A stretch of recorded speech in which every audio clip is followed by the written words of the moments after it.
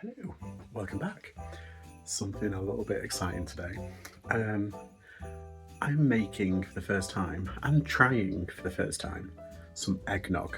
It's not just any eggnog, it's George Washington's eggnog. So apparently he served this at Mount Vernon whenever he entertained anyone. And it's very, very boozy. The recipe is just rumour because there wasn't any official recipe released by the kitchen or was it Martha's papers or George Washington's papers or anything like that. This is just a rumoured recipe, and it's kind of sprouted wings, and it's gone on to have its own kind of like cult, kind of like following. So I'm going to try and recreate it. I've got the sherry, I've got the rum, I've got the rye whiskey. I don't think it's actual rye, but it's the closest thing we have in the UK to rye whiskey. This has got high rye content apparently. And brandy, so Courvoisier. So I've got the booze, that is all solid. I'm cooking with Congress. By default, I guess no alterations, right? 1 pint of brandy, half a pint of whiskey, half a pint of rum, a quarter pint of sherry, 12 eggs, a tablespoon of sugar, a quart of cream, a quart of milk. Okay. Mix the liqueurs together. Okay. Separate the yolks and whites of the eggs. Add sugar, beaten yolks, mix well. Add the liqueur to beaten yolks, drop by drop first, then slowly beat. Add the cream and milk, slowly beaten. Slowly fold into the mixture. Okay. Let set to cool in a place for 7 days. Oh. History of eggnog, according to Wikipedia. A kind of strong beer brewed in East Anglia. The first known use of nog was in 1693. Alternative nog may stem from the word noggin. Yeah, your noggin, your head. Percet, a curdled beverage of milk and either wine or ale, was a popular beverage in Britain that may have been a precursor to eggnog. Some monks would add eggs and figs to percet. However, the British drink was also called egg flip, from the practice of flipping, rapidly pouring the mixture between two pitchers to mixing it. Oh, right. One dictionary lists the word eggnog as being an Americanism invented in 1765 and 75. Ah. So it might have been actually created in America, you never know. Babson College professor Frederick Douglass Opie contends that the term derives from two colonial slang words, grog, rum, we knew that one, that bartenders served in noggins, small wooden mugs. From here came egg, grog, egg and grog, and finally eggnog. Barry Popkin disputes the egg and grog theory on the basis that there is absolutely no evidence to support it. Oh, great.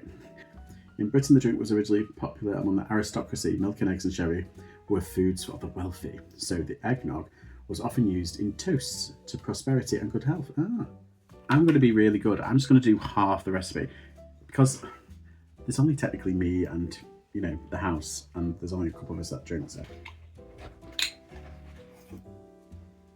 Okay, so instead of a full pint of brandy, it's half a pint. Is it half? No, yeah, it's half. Yeah.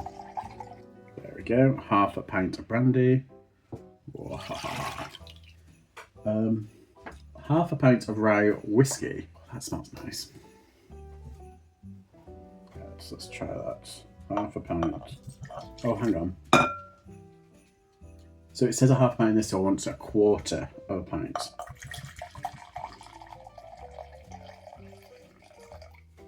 A quarter pint. Half a pint of Jamaican rum. So I've just got dark rum.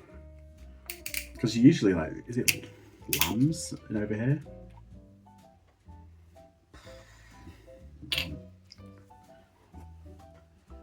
I can't imagine that. Bloody hell, pirates drinking that. Where's the rum gone? Half a pint, so I want a quarter of a pint. And a quarter pint of sherry. So what's half of a quarter?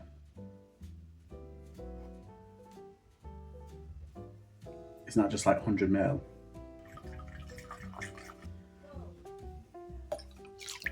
That's the booze done. Okay, I've got my cream and I've got my milk. And and this specifically, so there's some people who watch my previous video and they had opinions. And specifically over a joke that I made, I think I should have been a little bit more sarcastic, but it was a throwaway kind of joke. And that was basically like saying, oh, we use brown eggs, we don't use white eggs because we don't bleach them. That was a joke. We do have white eggs as well. We have white eggs.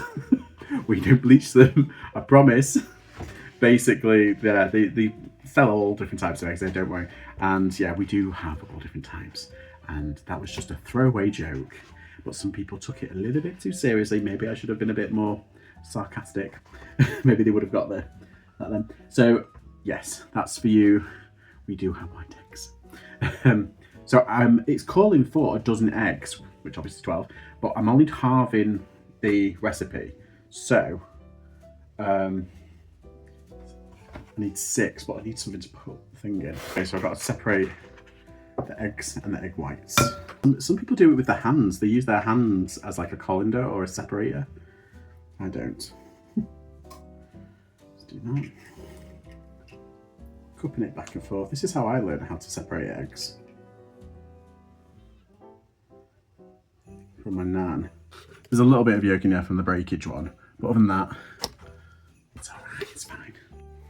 Okay, I've swapped over the egg whites and the yolk, and I've added the milk and the whipping cream. Here we go. Ooh, yes, look at that. It's very nice. It smells really nice, actually. Very nice. I'm pretty sure I would not pass a breathalyzer test just doing this. I've got to beat the egg whites until they're in peaks, and then slowly fold them into the mixture. So I've whipped the whites, as it says in the recipe, into kind of like stiff peaks. So when it's, so you should be able to tip it upside down. Okay, that's enough. I did that. My arm is killing me. Oh my god. Forever to do. No, only took like 10 minutes. And I know I'm cheating because they didn't have whisks like this in 1787? 1775? I don't know. They didn't have things like this, but I'm going to use it. I'm going to use my privilege, my historical privilege. No, so now I've got to fold it in. Okay. Are we ready? Fold it in.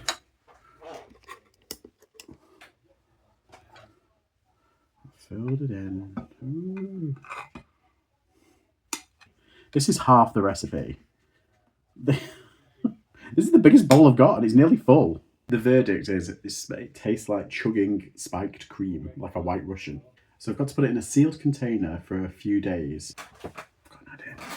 So I've got some bottles with the little what's it stops. I've got 3, but I don't have a funnel to kind of like pour it in. So I'm going to have to do it carefully by hand.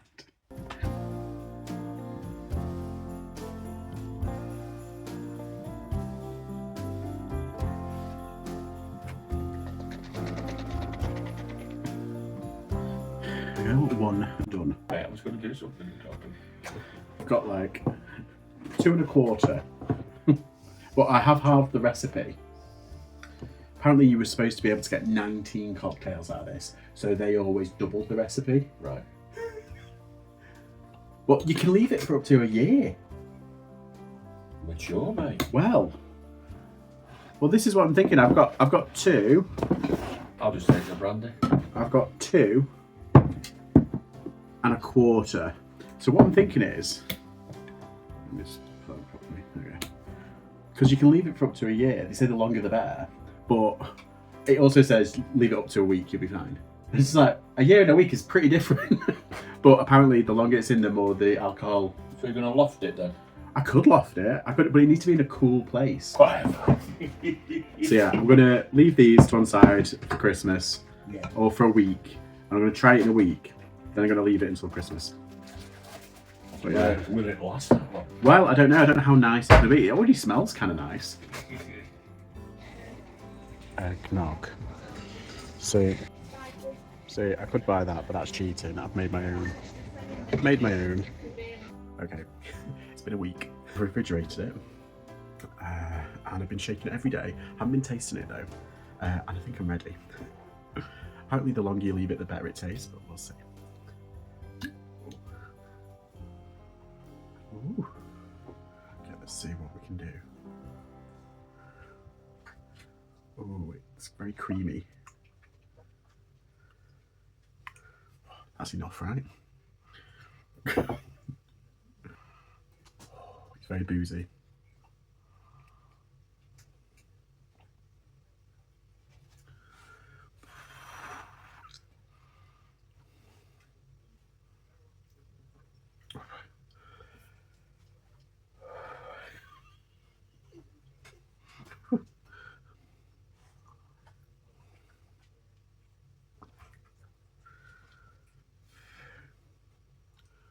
That is strong. That is incredibly strong.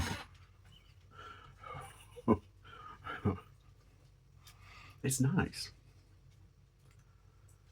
But my god, there's so much alcohol in this.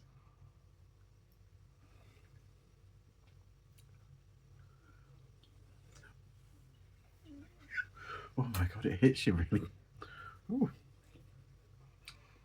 It basically just tastes like alcoholic cream. It's smooth. It's really smooth. No wonder they got absolutely wasted on it. I have to say, this isn't like obviously the only kind of eggnog you can have. This is just George Washington's apparent recipe. It's not like one that you can buy in a supermarket for like $9.99, or you know, a cheap one you can make at home with just a few splashes. Ordering this, he was probably ordering it for friends. This is like one of those ones where you like a punch, like a Christmas punch where they throw everything in.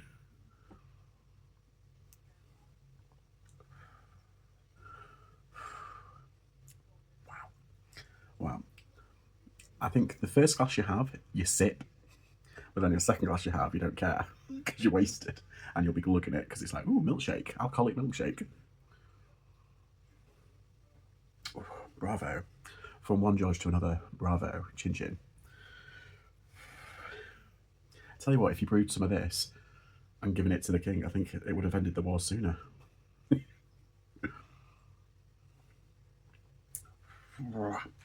Anyway, thank you for stopping by.